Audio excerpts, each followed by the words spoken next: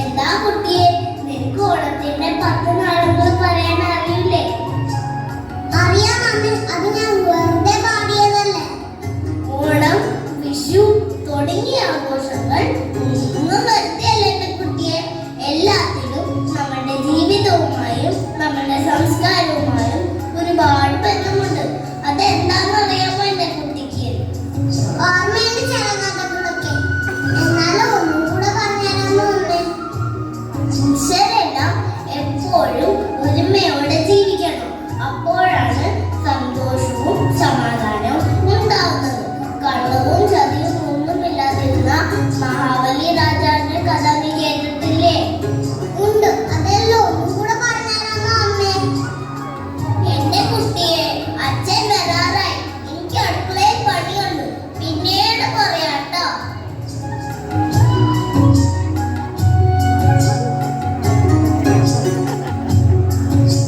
ഇന്നെന്താ കൊയ്ത്ത് നേരത്തെ കഴിഞ്ഞോ? കഴിഞ്ഞു. എന്താ കുട്ടി, ഓണത്തിന് ഒരുക്കങ്ങളെ കുറിച്ചാണോ പറയുന്നത്? അച്ഛാ, ഓണം ഇനി എത്തിയില്ലേ? ഓണത്തിന്റെയും മഹാബലിന്റെയും കഥകളും ഒന്ന് പറഞ്ഞുതരാമോ? എനിക്ക് എന്റെ കൂട്ടുകാർക്ക് പറഞ്ഞു കൊടുക്കാൻ വേണ്ടി. അതിനെന്താ, പറഞ്ഞുതരാലോ, കേട്ടോളൂ. പണ്ട് പണ്ട് മഹാബലി എന്നൊരു രാജാവുണ്ടായിരുന്നു.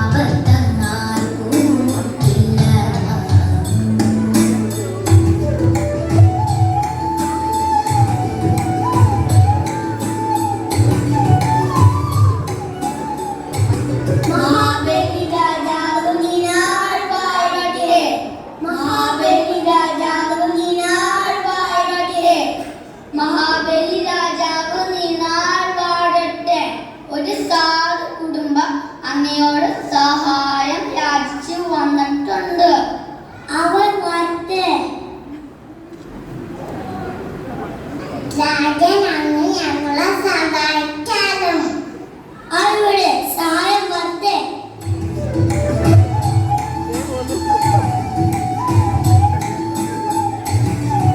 മഹാബലിയുടെ പേരും പെരുമയും ജനപ്രിയതയും ഭൂമിയിലും സ്വർഗത്തിലും പരന്നു. ഇങ്ങനെ അസൂയാലുമായി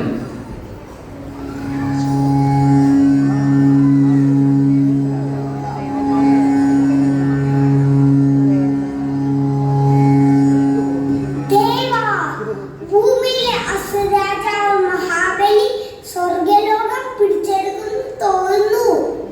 നിർത്തൻ. മഹാബലി മഹാബലി, എവിടെ തിരിഞ്ഞാലും ഇത് തന്നെ കേൾക്കാനുള്ളൂ. നാരായണ നാരായണ നാരായണ നാരായണ. നാരദമുനിക്ക് ദേവസദസ്സിലേക്ക് സ്വാഗതം. മഹാബലി അശ്വമേധ യാഗം നടത്താൻ പോവുകയാണ്. ഈ യാഗം കഴിഞ്ഞാൽ മഹാബലി ദേവന്മാരുടെ ദേവനാവും. പിന്നെ മഹാബലിയെ ജയിക്കാൻ ആർക്കും കഴിയില്ല. ദേവേന്ദ്ര, മഹാബലി തികഞ്ഞ വിഷ്ണുഭക്തനാണ്.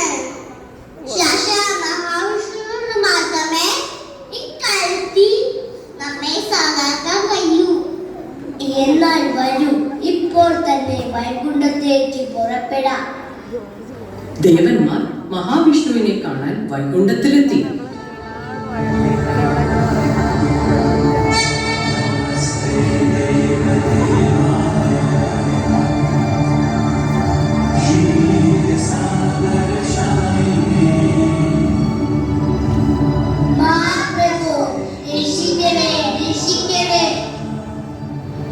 മഹാപ്രഭു, ഭൂമി ഇപ്പോൾ സ്വർഗതുല്യമാണ്. മഹാബലിയുടെ ഭരണത്തെ കുറിച്ച് അങ്ങ് കേട്ടിരിക്കുമല്ലോ.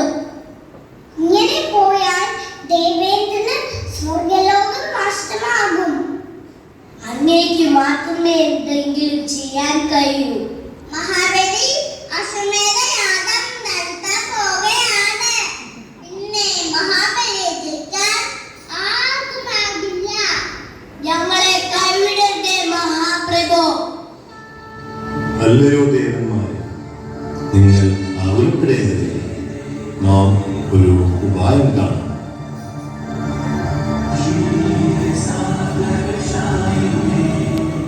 അങ്ങനെ മഹാബലി ചക്രവർത്തി അശ്വമേധയാഗം തുടങ്ങി.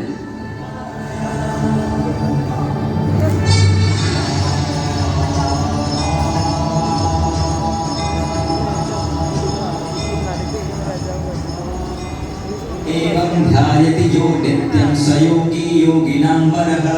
नमो व्रातपतये नमो गणपतये नमः प्रमथपतये नमस्ते स्थूलंबोदरायैकदन्ताय विघ्ननाशाय। മഹാബലി രാജാവ് ദിനാൽക്കായിട്ട് ഒരു ബ്രാഹ്മണ ബാലൻ അങ്ങേ മുഖം കാണിക്കാൻ അനുവാദം ചോദിക്കുന്നു.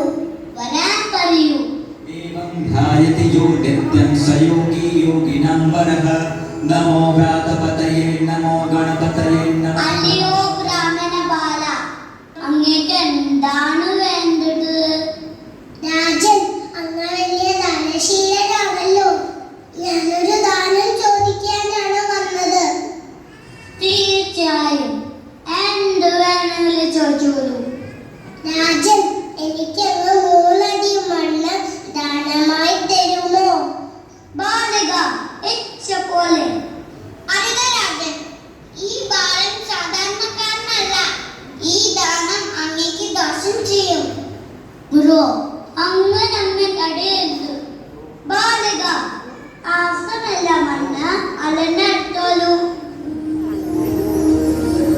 അത് പറയേണ്ട താമസം ആ ബാലൻ ഭീമാകാരനായി വളർന്നു. ആദ്യത്തെ കാലടിയിൽ ഭൂമിയും രണ്ടാമത്തെ കാലടിയിൽ ആകാശവും അളന്നു. മൂന്നാമത്തെ കാലടി വെക്കാൻ സ്ഥലമില്ലാതെയായി. അല്ലയോ മഹാരാജൻ, അങ്ങ് പറഞ്ഞ പോലെ 3-ാമത്തെ കാലടി ഞാൻ എവിടെ വെക്കുമെന്ന് കൽപ്പിച്ചാലും? പ്രഭോ, ഞാൻ എന്റെ വാക്ക് പാലിക്കുന്നു. 3-ാമത്തെ കാലത്തിൽ അങ്ങ് എന്റെ ശിരസ് വെച്ചോളൂ.